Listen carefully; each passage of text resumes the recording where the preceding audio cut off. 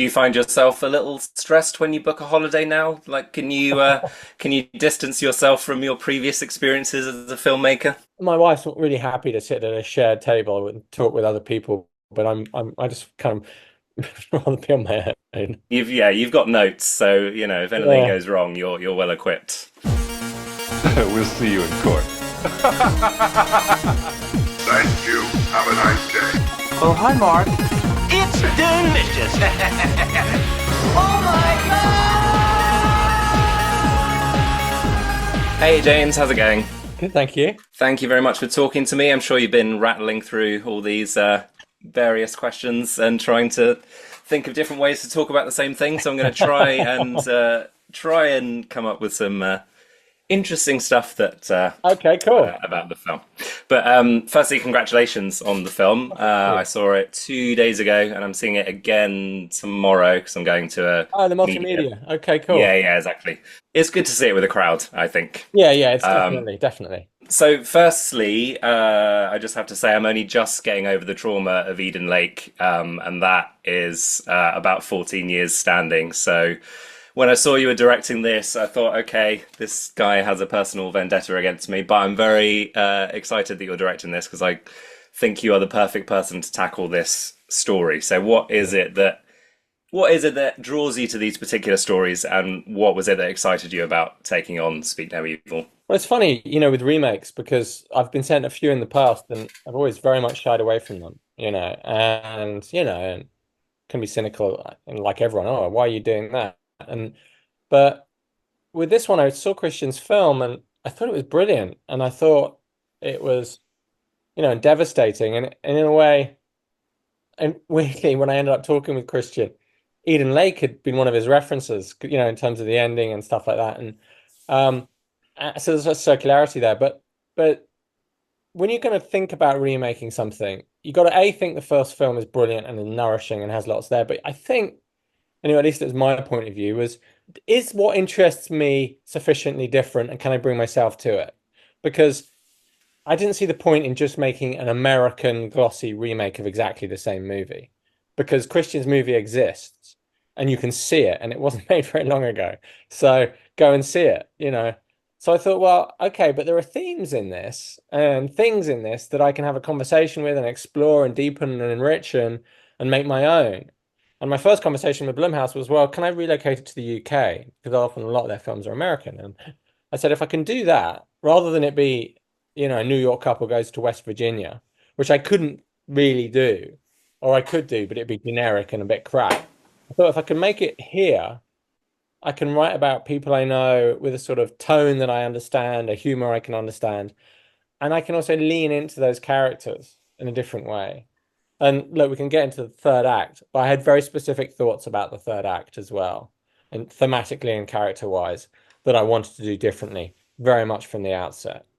It's tough to talk about without giving away those kind of Yeah. those references and those what may or may not have changed. But obviously, you were aware of the pressure of that to some extent because it's a very distinct story. But I feel like you've taken it in its own direction and given it its own life, which feels like it is still based in that world. But if if you're a diehard fan of the original, you're going to be nicely surprised. I think if you haven't seen it before, it feels very much like a standalone film in its own right as well. Well, thank you. I mean, I hope so. I mean, I wanted to play it in a slightly different register, and so in terms of, in a slightly different musical key, as it were. So it's like, leaning more into the humor, but Mm. because I thought the humor very much was part of the, the dramedy, as it were, of the social interaction. And, I thought a lot of the stuff with Paddy, how he behaves, it's funny. And I thought I wanted to lean into that kind of cringeness. And I looked, and I guess I had in mind, well, Michael Haneke is probably at the extreme end, but more kind of Ruben Östlund or Mike White and White Lotus and stuff like that, where Mm. it's like you're exploring the horrors of everyday life and social interaction. And I thought, wow, okay.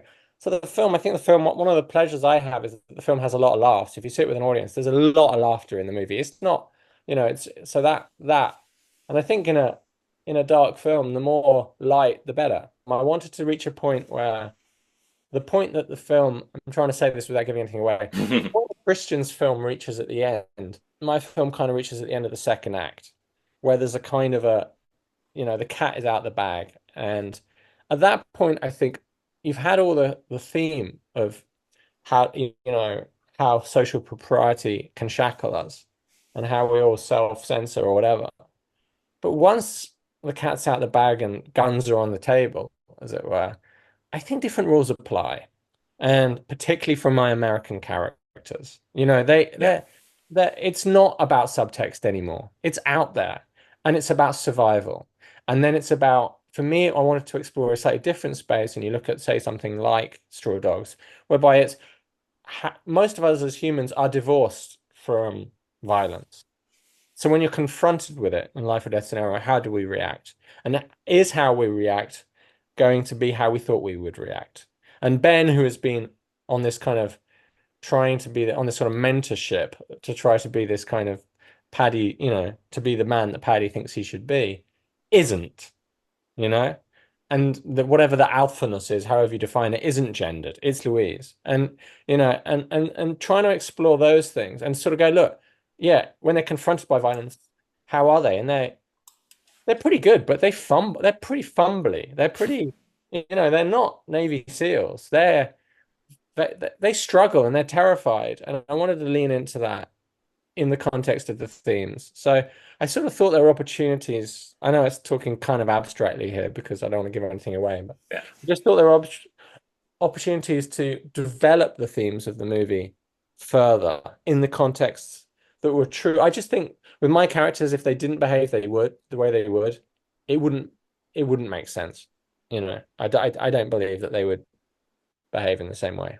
And do you find yourself a little stressed when you book a holiday now? Like, can you distance yourself from your previous experiences as a filmmaker? I'm just quite not misanthropic. That's probably wrong, but yeah, like my wife's not really happy to sit at a shared table and talk with other people, but I just kind of rather be on my own.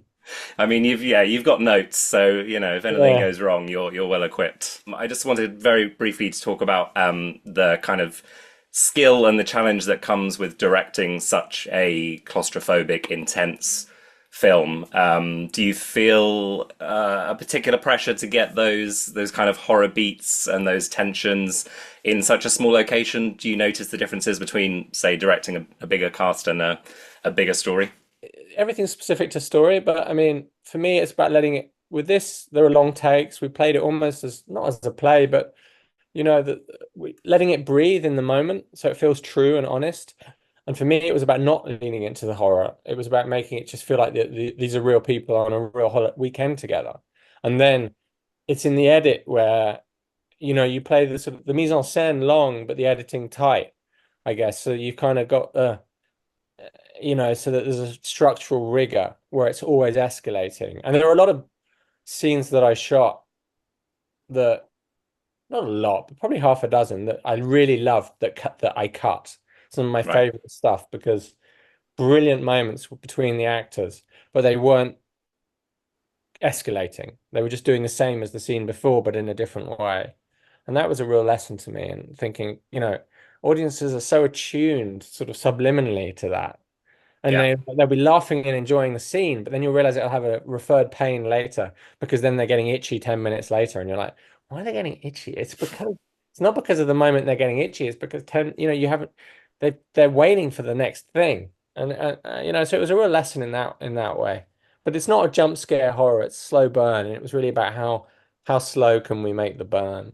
No, I think the balance is fantastic, and it definitely surprised me and made me incredibly uncomfortable and even more wary of strangers than I was already. So thank you for that. But no, I love the film. Congratulations. A pleasure to talk to you. I could talk to you for hours about horror, but yeah, thank you so much, and good luck with the rest of the tour of the film. Thanks, man. I really appreciate it. Really enjoyed talking to you. Take care. Thank you, James. Take care. Yes. Thanks.